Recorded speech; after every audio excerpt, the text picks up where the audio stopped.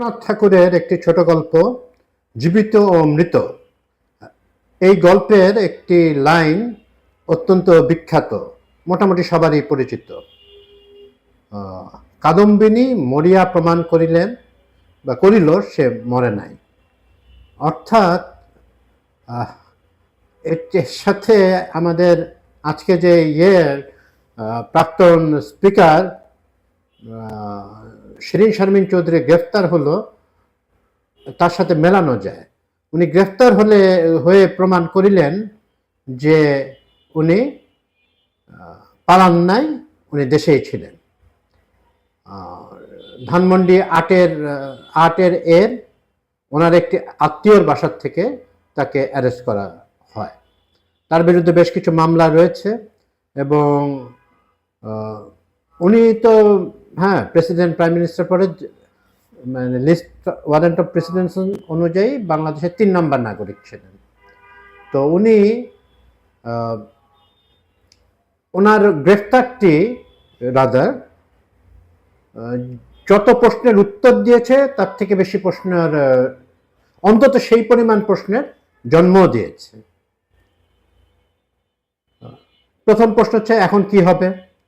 ওনাকে ডিবি অফিসে নেওয়া হয়েছে, এখন কি মামলা, কি মামলা দেওয়া হবে, ওনার নামে কিছু মামলা আছে, ওনাকে কি রিমান্ড চাওয়া হবে কিনা, কোর্টে যখন প্রডিউস করা হয় কিভাবে তাকে হ্যান্ডেল করা হবে এই ব্যক্তিটিকে।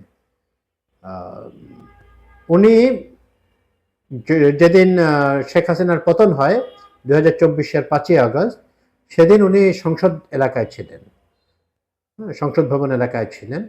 তো ওখান থেকে উনি কোনোভাবে পালাতে সক্ষম হন। আর 27 দিন পরে পড়ে যাওয়ার, শেখ হাসিনার স্বৈরাচারের শাসন ব্যবস্থা পড়ে যাওয়ার 27 দিনের মাথায় উনি রিজাইন করেন। প্রধানমন্ত্রী নিশ্চয়ই প্রেসিডেন্টের কাছে তার পদত্যাগপত্র দিয়ে উনি রিজাইন করেন, অ্যাজ এ স্পিকার থেকে উনি করেন। তো চুপ্পু সেই রিজাইন নিশ্চয়ই গ্রহণ করেছিল। তো এভাবে তারপরে উনি কোথায় ছিলেন বা এই 5ই আগস্টের পর থেকে উনি কোথায় ছিলেন, এটা হচ্ছে সবার মুখে মুখে প্রশ্ন। অনেকে ইন্ডিয়া পালিয়ে যেতে পেরেছেন, অনেক নারী নেত্রীও পেরেছেন। তাদের প্রধান নেত্রী শেখ হাসিনা এবং তার বোন শেখ রেহানার পদাঙ্ক অনুসরণ করে বর্ডার ক্রস করতে।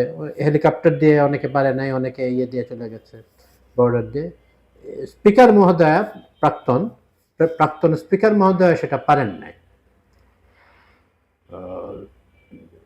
বা অনেকে ক্যান্টনমেন্টে আশ্রয় ছিল, তো উনি কি ক্যান্টনমেন্টের আশ্রয় ছিলেন, এটা নিয়ে প্রশ্ন অনেকে তুলছেন। আর ধানমন্ডিতে বা বাসা বদল করেও থাকতে পারেন। তো এরকম অলমোস্ট 2 বছর ধরে উনি পলাতক রাজধানীর ভিতরে ছিলেন। অবিশ্বাস্য একটা ব্যাপার, কিন্তু অবিশ্বাস্য ঘটনা তো ঘটে। তো অবশেষে একজন অপরাধীকে আইনের আওতায় আনা হয়েছে, এটা একটা ভালো খবর। এবং আসলে আমরা যখন ওনাকে কোর্টে তোলা হবে বা বিভিন্ন জিজ্ঞাসাবাদ, প্রাথমিক বা পরবর্তীকালীন জিজ্ঞাসাবাদে জানা যাবে যে উনি কিভাবে আত্মগোপন করে এখানে থাকতে পারলেন। আমাদের হাজার হাজার ল এনফোর্সার, বিভিন্ন ইন্টেলিজেন্স এজেন্সি, সবার চোখ ফাঁকি দিয়ে এই ভদ্রমহিলা, যিনি শেখ হাসিনার অত্যন্ত অনুগত ছিলেন এবং একটি জনসভায় শেখ হাসিনা তাকে পরিচয় করিয়ে দিয়েছিলেন রেহানার মতো এই শিরিন শারমিন চৌধুরীও আমার আরেকটি বোন। তো এরকম তাদের ভিতরে সম্পর্ক ছিল এবং উনি একটা প্রহসনমূলক একটা হাস্যকর একটি সংসদের সভাপতিত্ব বলতে স্পিকারের দায়িত্ব পালন করেন। উনি কি বলে, মমতাজকে গান করার জন্য উনি টাইম বাড়িয়ে দিতেন, নানা রকমের আবল তাবল কথাবার্তা বলতো, স্তুতি বন্দনা ইত্যাদি হতো, উনি সেগুলোকে মজা করে শুনতেন। আর্থিক দুর্নীতির বা কলঙ্কারী এইগুলো হয়তো পরে জানা যাবে, তেমন কিছু জানা যায় না। এবং ওনার এটা স্বীকার করতে হবে। আওয়ামী লীগের যেসব নেতা আছেন তার ভিতরে ওনার ব্যবহার, অন্তত বাহ্যিকভাবে ওনার ব্যবহারটা ভালোই ছিল। এবং এর আগে আমরা যেসব স্পিকার দেখেছি আওয়ামী লীগ আমলে, তো সেই তুলনায় এখন ব্যাপার হচ্ছে স্পিকারের কোনো কাজ ছিল না। উনি নিজেও ভালো মতো জানতেন যে এগুলো সব বানোয়াট একটা নির্বাচনের নামে প্রহসন হতো এবং একজন স্পিকারকে চেয়ারে বসতে হয়। তো যাই হোক, ওনার অবশ্য অত উনি পরিচ্ছন্ন মানুষ নন বা অতই পরিশুদ্ধ মানুষ নন যে উনি ইয়ে করবেন যে হ্যাঁ একটা এরকম পরিহাসমূলক ইয়েতে উনি যখন পদত্যাগ করলেনই, শেখ হাসিনা থাকা অবস্থায় তো পদত্যাগ করেননি, এই ধরনের ইয়েতে আমি থাকবো না, এরকম কথাবার্তা উনি বলেন না। এবার বাংলাদেশে এগুলো আশা করাটাও বোকামি এক প্রকার। তো প্রশ্ন হচ্ছে যে উনি কোথায় ছিলেন? উনি কি ক্যান্টনমেন্টে এতদিন ছিলেন? এটা ইয়ে করা হলো, তাকে কি প্ল্যান্ট করা হলো, এরকম প্রশ্ন আসছে। উনি কি এই ধানমন্ডি বা বাসা বদলায় ছিলেন, নাকি একবার ইন্ডিয়ায় গিয়ে আবার ফেরত আসছিলেন, ফেরত এসেছেন? এরকম রেকর্ডও আছে কিন্তু।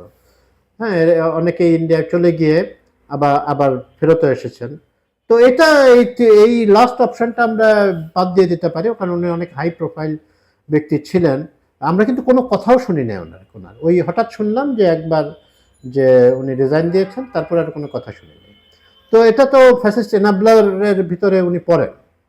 উনি একটা অকার্যকর এবং একটা হাস্যাস্পদ হয়ে ওঠা প্রতিষ্ঠান, জাতীয় সংসদের স্পিকারের দায়িত্ব, মানে দায়িত্ব তো কিছু ছিল না, ওই কি বলবো মানে আওয়ামী লীগের অপশাসনকে দীর্ঘায়িত করার প্রক্রিয়ায় উনিও জড়িত ছিলেন।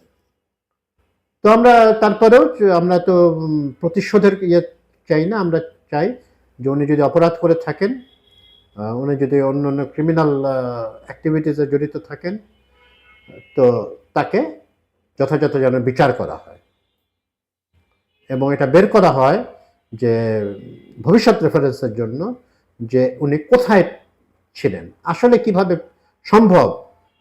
7-8 দিন পালিয়ে থাকা যায়, কিন্তু এরকম 1.5-2 বছর আইনের চোখ ফাঁকি দিয়ে উনি পালিয়ে গেলেন কিভাবে, এটা জানতে পেরে আমাদের অন্যান্য অপরাধীদেরকে খুঁজে বের করার ক্ষেত্রে, এবং বর্ডার ক্রস আপাত দৃষ্টিতে করেন নাই উনি, তো এটা বের করতে হবে ছিলেনটা কোথায় উনি। তো শিরীন শারমিন চৌধুরীর সম্পর্কে কিছু কথাবার্তা বললাম। আরেকটি ঘটনা আজকে সোশ্যাল মিডিয়া বেশ আলোড়ন তৈরি করেছে। সাউদা বিবি বলে এক ভদ্র মহিলা, উনি জামাতের কর্মী বলে বলা হচ্ছে, ওনাকে গ্রেফতার করেছে পুলিশ।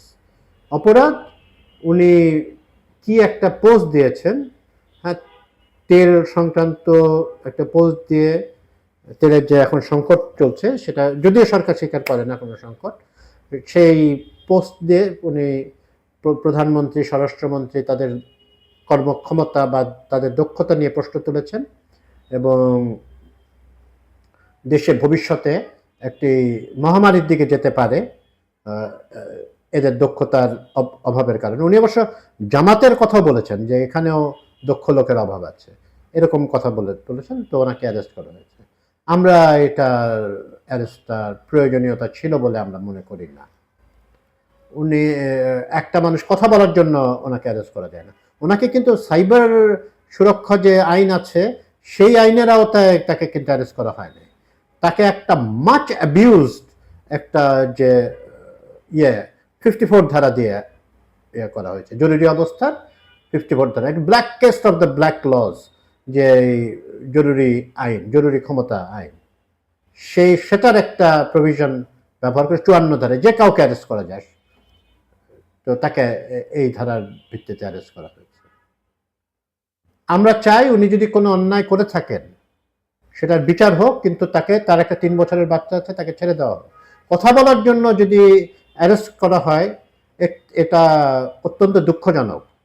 এই আওয়ামী পরবর্তী সময় এবং আমি এটা নিশ্চিত করে তো কিছুই বলা যায় না, কিন্তু এটা ধারণা করতে পারি তারেক রহমান এই ধরনের কোনো ইঙ্গিত দেন নাই। কারণ প্রধানমন্ত্রী যত রকম ইয়ে করেছেন, যতবারই উনি যা যা বক্তব্য রেখেছেন, উনি বলছেন উনি প্রতিশোধের বিরুদ্ধে, এবং উনি অনেক রকম সমালোচনা উনি সহ্য করতে পারেন।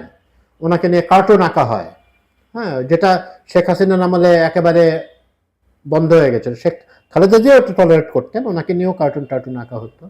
ইউনুসকে নিয়ে তো হতোই, তো ইউনুস সাহেবকে নিয়ে। তো এরকম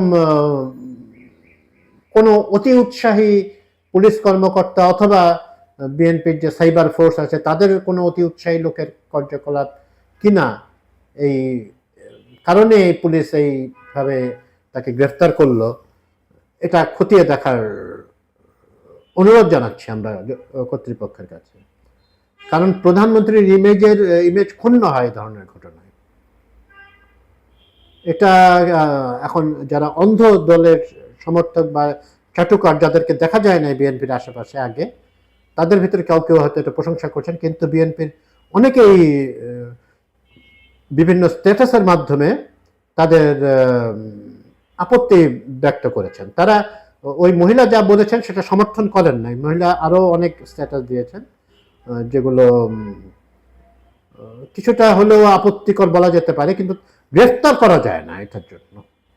আপনার সমালোচনা সহ্য করতে না পারলে, কারণ উনি তো এমন কোনো দলের প্রতিনিধিত্ব করছেন না যার কার্যক্রম এখানে নিষিদ্ধ, বা যারা ফ্যাসিবাদী শাসন এখানে পরিচালনা করেছে আমাদের স্মরণ করতে পারি এমন অতীতের ভিতরে,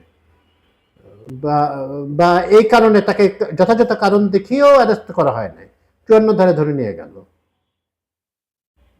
রিমান্ড হয়তো চাবে। এখন এগুলো কোনো সময় কোনো দলের জন্য ভালো কিছু বয়ে আনে না।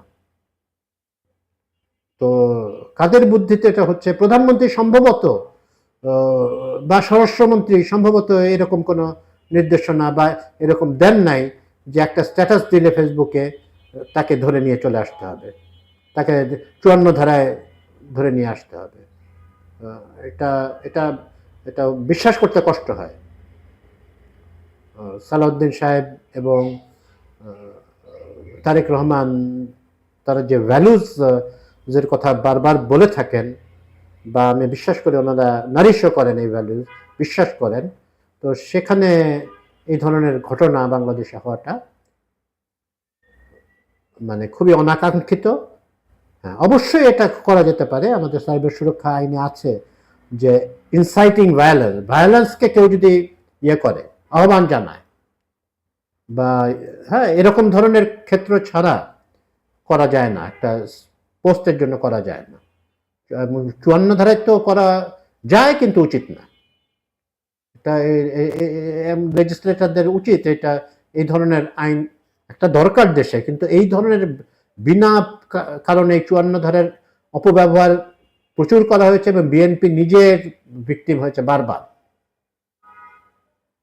কোনো কিছু হলে 54 ধারায় ধরে নিয়ে আসা হয়, আর 64 ধারায় ইয়ে করা হয়, জবানবন্দি নেওয়া হতো। এগুলো তো বন্ধ হওয়া উচিত। আমি আশা করি যে প্রশাসন যথাযথ ব্যবস্থা নেবেন যাতে উনি আইনি প্রক্রিয়ায় অন্তত জামিনটা পেয়ে যান। সৌদা বিবি, ধন্যবাদ।